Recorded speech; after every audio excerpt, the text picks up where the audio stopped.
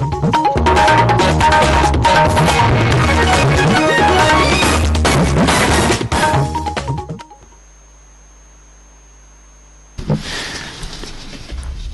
आकाशवाणी का श्रीनगर स्टेशन है। अब आप सुनिए इकबाल से खबरें सुनिए।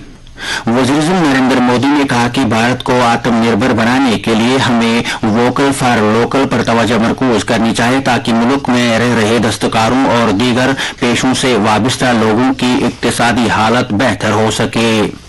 उन्होंने कहा कि लोगों को त्योहारों के इस मौके पर ज्यादा से ज्यादा मुल्क में बनी अशिया की खरीदारी को यकीनी बनाना चाहिए। उन्होंने कहा कि गांधी जयंती के मौके पर कौमी राजधानी दिल्ली में लोगों ने 1.5 करोड़ से जायद रुपए की खादी अशिया खरीदी, जो इस बात की तरफ इशारा है कि लोग अब खादी अशिया के इस्तेमाल को अपनी रोजमर्रा जिंदगी का हिस्सा बना रहे हैं।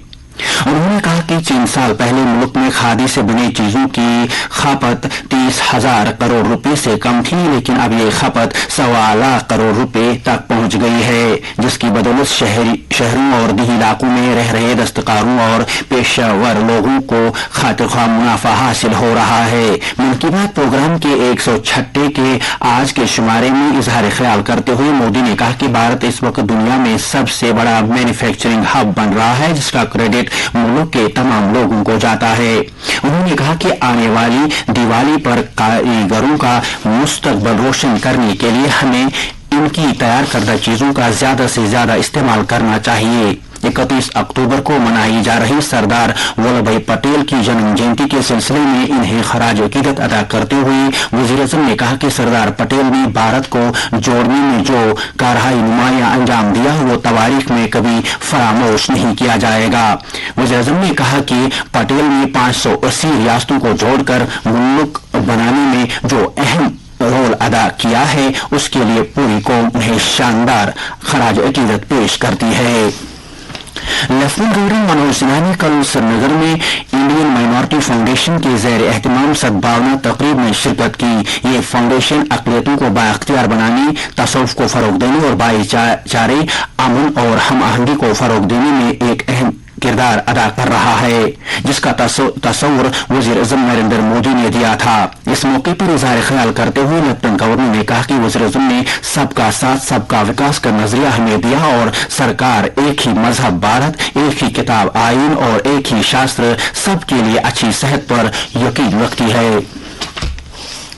जम्मू कश्मीर में हुकूमत ने बैक टू विलेज प्रोग्राम के 5वें मरहले के कामयाब इनकाद के लिए एक कमेटी तश्कील दी है। इस सिलसिले में हुकूमत की जानिब से एक हुक्म जारी किया गया है, जिसमें मुख्तलिफ महकमों जैसे महकमे खजाना, देही और पंचायती राज महकमा, इतलाती टेक्नोलॉजी के महकमे और दीगर महकमों के आला अफसरान पर मुश्तमिल एक कमेटी तश्कील दी जाएगी। ये कमेटी प्रोग्राम का शेड्यूल, प्रोग्राम का मिशन तय करेगी और पंचायत सतह पर जमा की जा रही सही मालूमात का फैसला करेगी। बैक टू विलेज प्रोग्राम का मकसद देही इलाकों में मुनसिफाना तरक्की पहुंचाने के मिशन में अवाम और सरकारी अफसरान की मुश्तरका कोशिशों को शामिल करना है।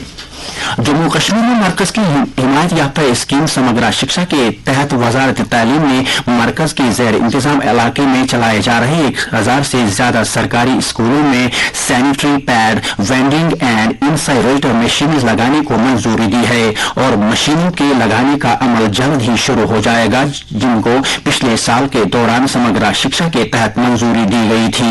ये मशीनें 74 कस्तूरबा गांधी बालिका विद्यालयों समेत कम से कम 1025 स्कूलों में लगाई जाएंगी।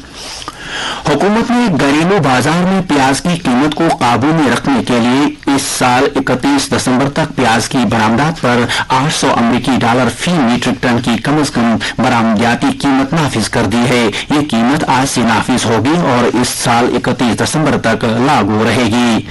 सार्फिन के उमूर, खुराक और अवामी तकसीमकारी निजाम की वजारत ने एक बयान में कहा कि रबी 2023 के दौरान जखीरा की गई प्याज की गश्ती मिकदार के पेश नजर बरामदात को कम करने का फैसला किया गया है ताकि घरेलू सार्फिन को सस्ते दामों पर प्याज दस्तयाब हो सके।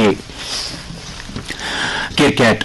ICC world cup cricket tournament में आज भारत और इंग्लैंड के दरमियान मुकाबला होगा। ये मैच दोपहर 2 बजे से खेला जाएगा। कल खेले गए एक दिलचस्प मैच में ऑस्ट्रेलिया ने न्यूजीलैंड को 5 रन से हरा दिया, जबकि दूसरे मैच में नीदरलैंड ने बांग्लादेश को 87 रन से शिकस्त दी।